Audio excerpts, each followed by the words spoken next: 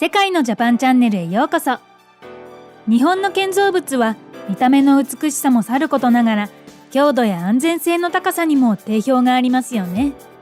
しかしこれは決して当たり前のことではなく、世界ではこうしている間にも低品質な建造物が日々生み出されているのです。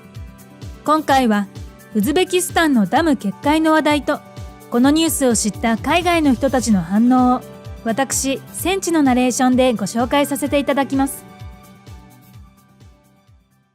2010年の着工から約7年の歳月をかけて、ウズベキスタン東部のサルドバ貯水池及び水量調節をするためのダムが建造されました。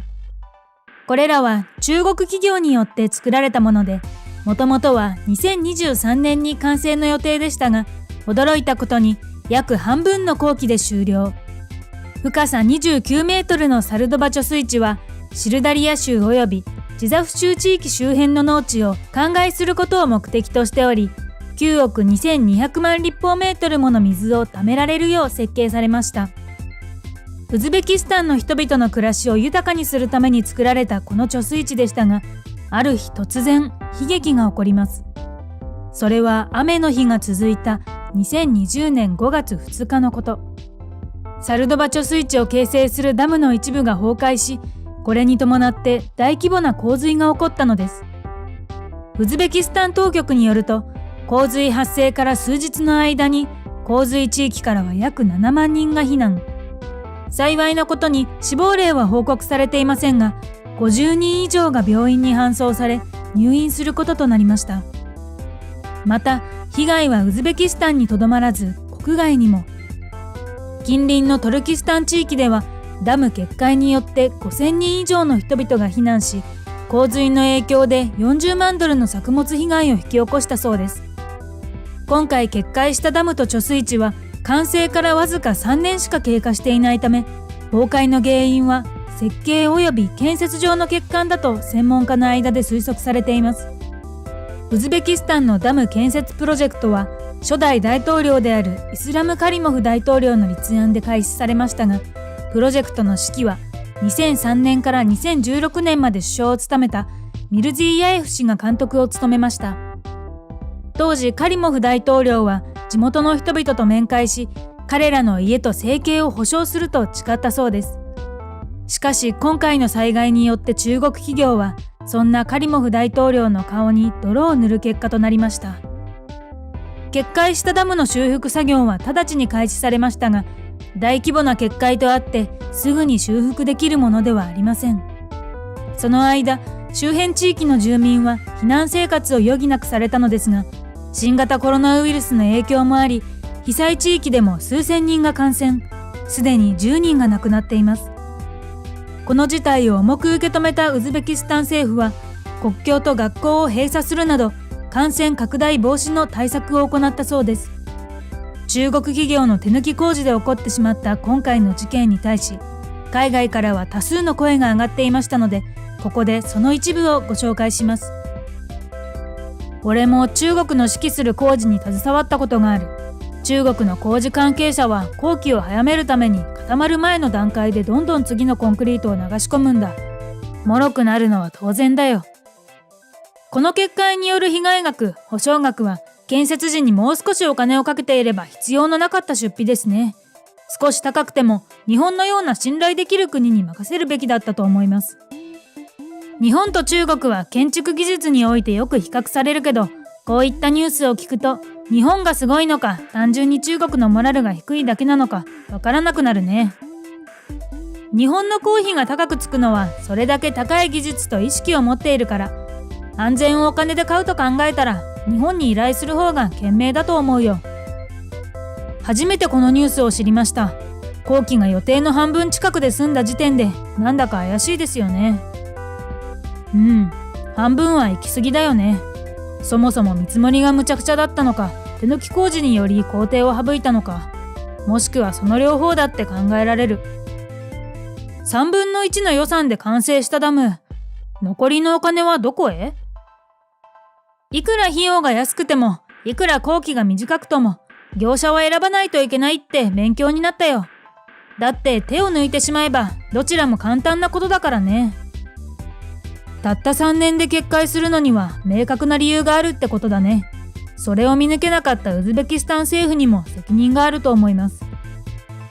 ダムの壁面の写真を見たけど、コンクリートの打ち付き部分にセメントが横長に噴出していたよ。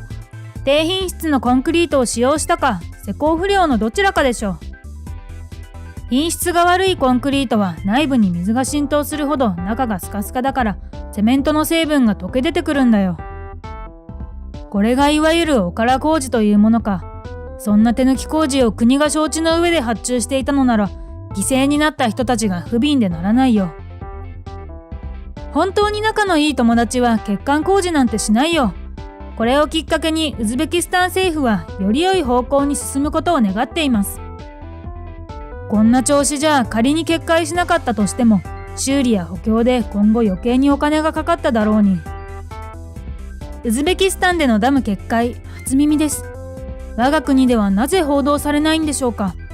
中国にダム建設事業を委託しているからなのでしょうか。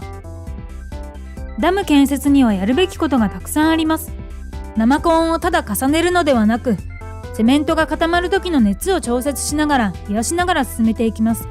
そうしなければコンクリートの本来の強度は得られません。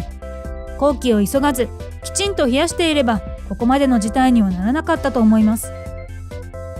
犠牲になった住民の方々には申し訳ないけど、中国に依頼した政府の自業自得だよね。そんなに工費を安くしたかったの？中国が建設したダムだと聞いて驚きもしなかったです。むしろ何事もなく後世に残る方が不思議。当たり前のように素敵な未来を夢見ていた人が政府の誤った選択によってその未来を奪われてしまうなんて残念としか言いようがありません。以上が海外の人たちの反応です。大規模な決壊が起こったウズベキスタンのダムですが、冒頭に述べたようにこれは中国企業が建設したものです。中国では国内外でたびたび手抜き工事が行われており、今回のウズベキスタンのダムもそうだったのではないかと疑問視されています。また両国政府の横領などによる資金不足から本来使用すべき材料を使われず、粗悪な代替品を用いて建設されてしまった可能性もあると言われています。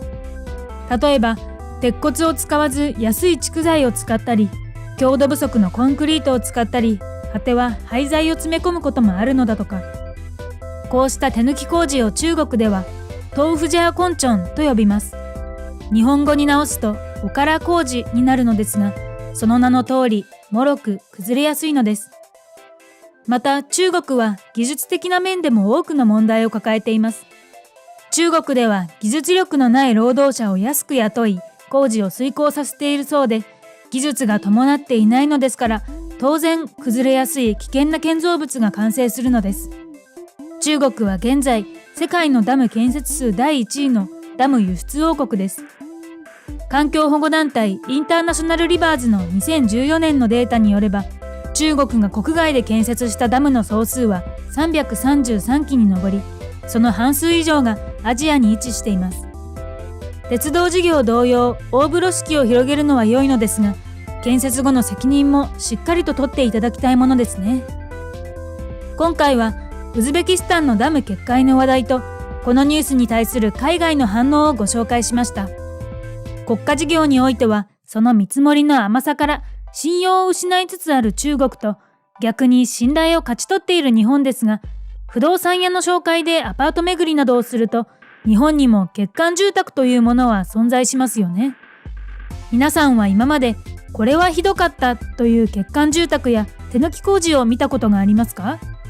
また住まいや宿泊先を選ぶ際に注意していることはありますか？ちなみに私は熱海の某旅館に泊まった時に床が傾いていたことがあり、酔ってしまった苦い思い出があります。皆さんのエピソードもぜひコメント欄にてお聞かせください。最後までご視聴いただきありがとうございました。動画をご覧いただきありがとうございました。